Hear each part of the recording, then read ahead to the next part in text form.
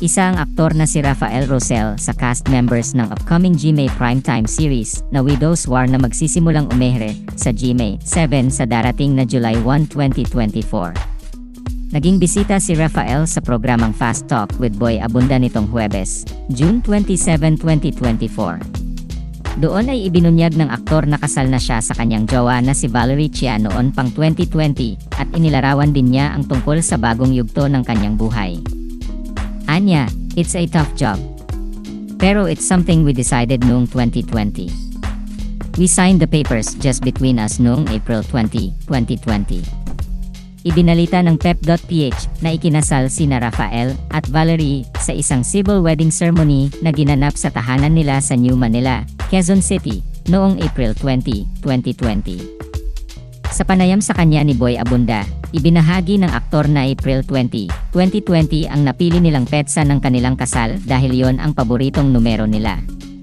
Sinabi rin niya na nagkataon lang na nagka-pandemic noong panahong iyon, pero itinuloy pa rin nila ang kanilang kasal.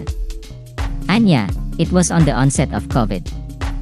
We wanted 4/20, 2020 since it's a special date and special number for us. Nagkataon lang talaga na nagka-COVID pandemic noong time na yon, but we decided to still push through. Inilahad din ng aktor na hindi na nila naisagawa ang kasal dahil sa pandemya, pero tinuloy pa ring nila ang pagpirma ng mga papeles.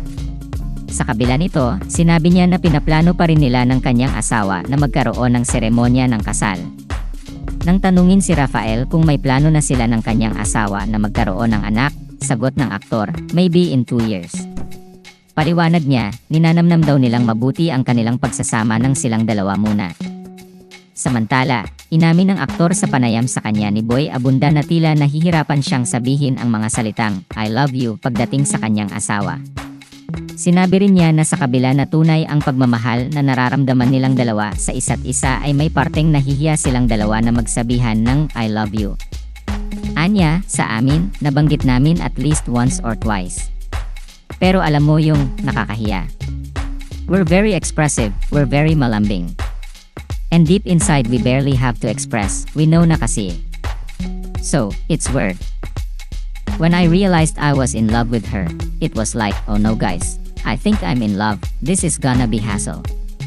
Alam ko na isa-sacrifice yung kaligayahan ko para sa kanya, yung mga kagustuhan ko, alam ko na mas ibibigay ko sa kanya.